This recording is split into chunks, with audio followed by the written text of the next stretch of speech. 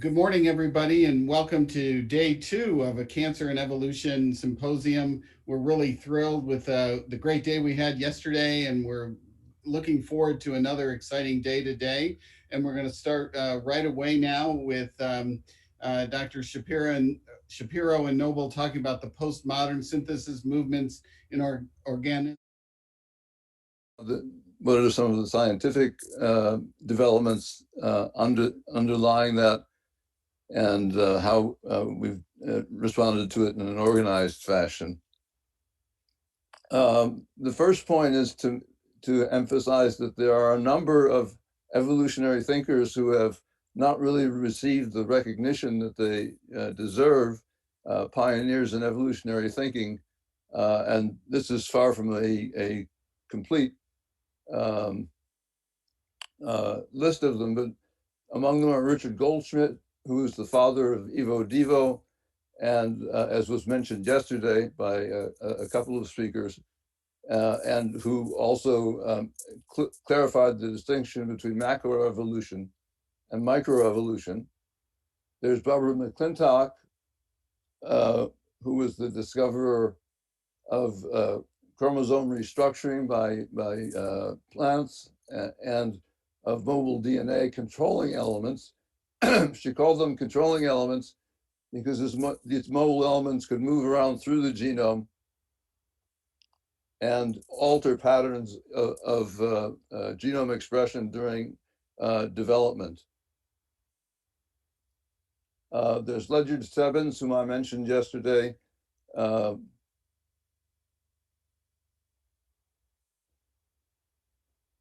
don't know why my slides are changing like this. Um, who was talked about the importance of interspecific hybridization in producing cataclysmic evolution and speciation. There's Conrad Waddington, who pointed out the need for epigenetic control of genome function and its role in development and heredity. There's Roy Britton, who was the discoverer of repetitive DNA in the genomes of complex organisms. Carl Woese, who discovered a third realm of living organisms that we didn't know about, that they even existed, and that was less than 50 years ago in 1977. Then Margulis, who emphasized symbiogenesis in the origin of eukaryotic cells, and Stephen Jay Gould, who was mentioned perhaps more than the others, but who pointed out that evolution from the fossil record is a punctuated process where there are periods of great variability in evolution, and then periods of great stability and stasis in evolutionary pattern. And these individuals are uniformly sidelined in discussions of evolution by modern synthesis advocates.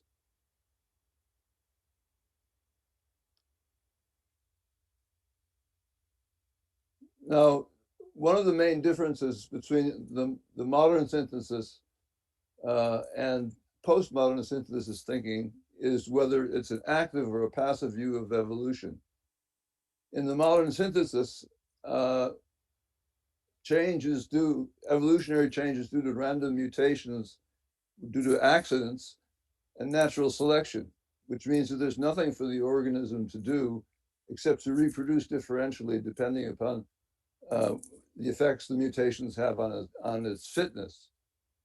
Active evolution, however, involves a number of processes that have been discovered since the 1940s, and those include infectious heredity, plasmids, viruses, and so forth, horizontal DNA transfer between different taxa, symbiogenesis and holobiont symbiosis, that is, the formation of new organisms by merger of cells, and the idea that what evolves is not just the individual organism, but the organism plus its microbiome, and that's what's called the holobiont. Natural genetic engineering, which is our understanding of the processes, the biochemical processes that cells have to change their genomes, mutagenic repair, mutator polymerases and deaminases, mobile DNA elements, and so forth. The evolutionary and epigenetic responses to ecological change, which is to say that life history experiences, stresses, starvation, obstacles to growth, all of these things can activate the biochemical systems that cells have for reorganizing their DNA. Speciation by interspecific hybridization, as mentioned before, and that organisms are also capable of modifying their selective environment. That's not a fixed constant, and that process goes by the name of niche construction. This is a slide I showed yesterday. I just wanted to repeat it. Macroevolution is not the same as microevolution. Microevolution is the accumulation of independent localized mutations, optimizing individual adaptations. This is the process that Darwin described in 1859, although later in his career, as we saw yesterday, Darwin changed his views about the sources of evolutionary change. Macroevolution is major chromosome restructuring, which generates new systems and new taxa, as discussed mostly by Henry Hang yesterday in his presentation. The references for some of these processes are Goldschmidt's book, The Material Basis of Evolution from 1940, M.J.D. White's book, 1945, Animal Cytology and Evolution, about chromosome rearrangements in animal evolution, and Henry Hang's 2019 book, Genome Chaos, Rethinking Genetics, Evolutionary Change, and Molecular Medicine. One of the other components to the new views on evolution is that not all hereditary variation is vertically transmitted or limited to the germline. We have transmissible plasmids and bacterial antibiotic resistance. The results of our largest evolutionary experiment when we decided to put large amounts of antibiotics into the environment. Similar responses have occurred in response to other treatments like pesticides and anti-weed treatments and so forth. And of course, in cancer, we see this in response to chemotherapeutic agents intended to eliminate cancer cells.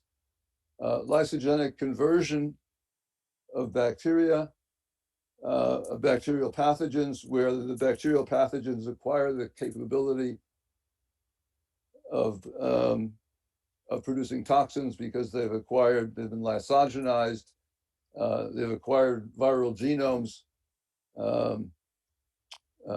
which integrate into the bacterial genome and give the bacteria the ability to produce toxins which contribute to their pathogenicity. There's transfer across taxa by naked DNA, by viruses, and gene transfer agents, which are viral-like particles containing DNA but no viral genomes, microbial infections, and parasitism. And there exist certain evolutionary hotspots, like the giant virus amoeba evolutionary melting pot, which is, Dennis, are you changing the slides? Because I think there's,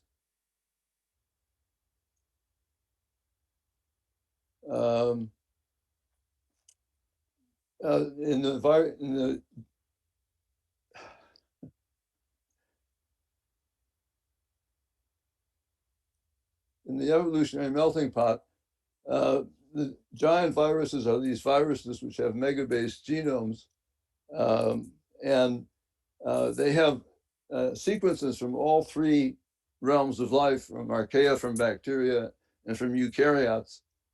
And they infect amoebae, but the amoebae are also infected by bacteria, which in turn are capable of infecting plant or animal cells. And this, the amoebal cohabitation of the giant viruses with the bacteria provides a situation where some of these sequences that are shared between, that can be shared between all three realms of life, can transfer from one vector, the viruses, to the bacteria, which can then transfer them to eukaryotic cells. And we know that the Weissman barrier is no longer a real barrier, because there have been documented soma-to germline transmissions of genetic information by extracellular vesicles or exosomes. And I'll conclude this part of the presentation by pointing out that one of the tenets of the modern synthesis is that repetitive DNA is selfish DNA or junk DNA. It doesn't do anything, and it just accumulates in the genome. Repetitive DNA is abundant in the genomes of complex organisms.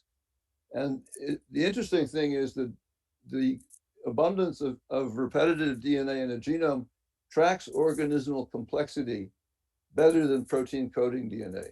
Our genome, for example, is 45 to 65% repetitive DNA and only less than 1.5% protein coding DNA.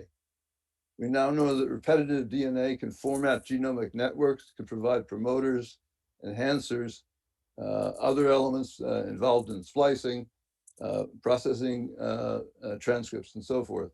So repetitive DNA is not non-functional. It's actively transcribed. This was one of the results of the ENCODE project early on in its history.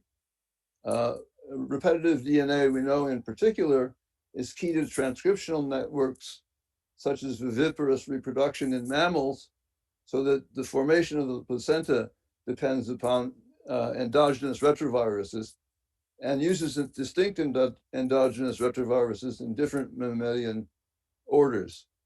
And we're beginning to learn, of course, that repetitive DNA makes up a large part of the DNA that encodes long so-called non-coding RNAs, which are functional and are key to specifying both epigenetic regulation, as short interfering RNAs do, and determining major phenotypes such as pluripotency.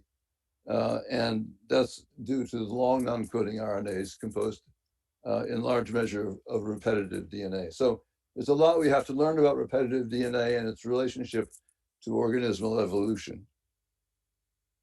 Denis?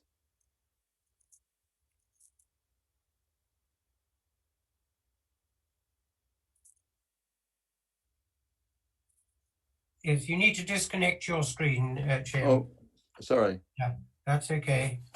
And then I can come in. Right.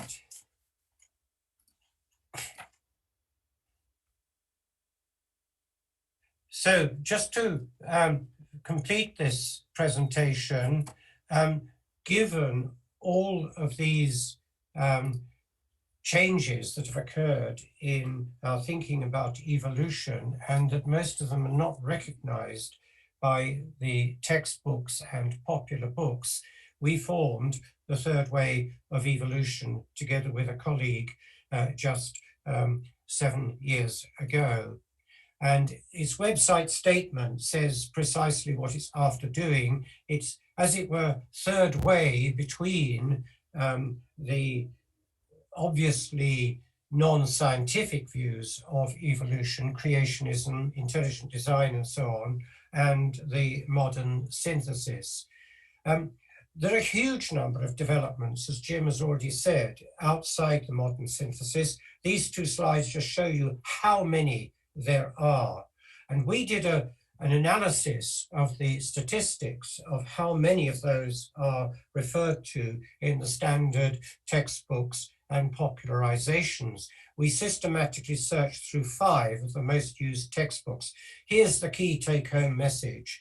hardly any of those important discoveries are referred to in the most popular book of all, Futuma's book, or indeed in Jerry Coyne's Why Evolution is True, and only one or two referred to in Richard Dawkins' books.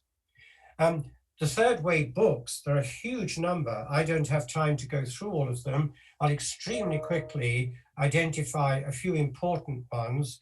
James Shapiro, of course, is right at the beginning of mobile genetic elements. Even Fox Keller's work in reviewing the contributions and importance of Barbara McClintock. On this slide, I've highlighted Odling, Smee, and Leyland on the niche construction work already referred to by Jim, and Harold's book, The Way of the Cell. And so it goes on. Viruses are an extremely important part of the evolution of life. Nathalie Gontier, who's contributed what is called evolutionary epistemology to the work we are doing. James Shapiro, again, his main textbook, Evolution, a View from the 21st Century, has been absolutely central to my thinking. So has the work of Wayne Wright, who works at the Natural History Museum, extremely good on the history of evolutionary biology, Gunter Vitsani on the biocommunication of animals, and most importantly, Eva Jablonka and her colleague Marion Lamb on inheritance systems. So there's a huge amount that has been neglected by the modern synthesis, and the third way is aiming to bring that to people's attention. Thank you very much.